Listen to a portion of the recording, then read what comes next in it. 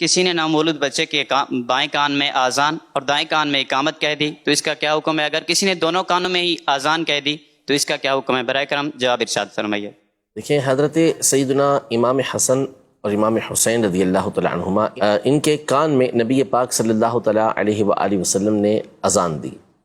تو یوں بچے کے کان میں اذان دینا یہ نبی پاک صلی اللہ تعالیٰ علیہ وآلہ وسلم سے ثابت ہے، اور نبی پاک صلی اللہ تعالیٰ علیہ وآلہ وسلم کا یہ معمول تھا جو حضرت سیدہ عائشہ رضی اللہ تعالیٰ عنہ فرماتی ہیں، صحیح بخاری شریف کے اندر موجود ہے کہ حضور کریم صلی اللہ تعالیٰ علیہ وآلہ وسلم ہر شان والے کام کو سیدھی جانب سے شروع کرنا پسند کرتے تھے، اور یقیناً اذان ایک شان والا کام ہے۔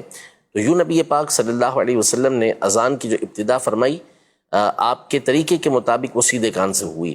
تو لہذا جو سیدھے کان میں اذان دینا ہے یہی نبی پاک صلی اللہ علیہ وسلم کا طریقہ کار ہے، اور اسی لیے فقہائے کرام نے یہ لکھا کہ سیدھے کان کے اندر اذان دی جائے اور الٹے کان کے اندر اقامت کی جائے۔ اب اگر کسی نے الٹے کان میں اذان دے دی تو اللہ کی رحمت سے امید تو رکھی جا سکتی ہے کہ جو اذان کے برکات ہیں وہ اسے حاصل ہوں گی،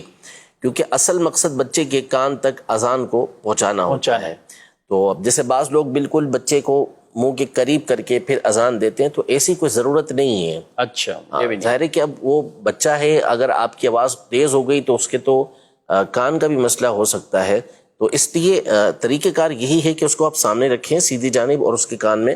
اذان دیں۔ اب اگر کسی نے دے دی ہے الٹے کان میں اذان اور سیدھے کان میں اقامت، تو اس کا کوئی اعادہ تو ہے نہیں کہ اس کو دوبارہ لوٹایا جائے۔ اللہ کی رحمت سے امید ہے کہ اذان و اقامت کی برکتیں اس بچے کو حاصل ہوں گی۔ ایک ہی صرف اذان دیں، صرف ایک مرتبہ، تو بھی کوئی مسئلہ نہیں ہے، تو بھی برکات حاصل ہو جائیں گی، لیکن ایک مسلمانوں میں طریقہ چلا آ رہا ہے اذان اور فقہائے کرام نے لکھا بھی ہے، تو ظاہر ہے کہ اس میں کوئی خرابی بھی نہیں ہے، اللہ کا نام ہی اس کے کان کے اندر جا رہا ہے، تو جو طریقہ کار ہے اس کو فالو کرنا چاہیے، اسی کے اوپر چلنا چاہیے، اس کا فائدہ بچے کو حاصل ہوگا۔ اچھا، کہ اذان دی ہی نہیں ہے تو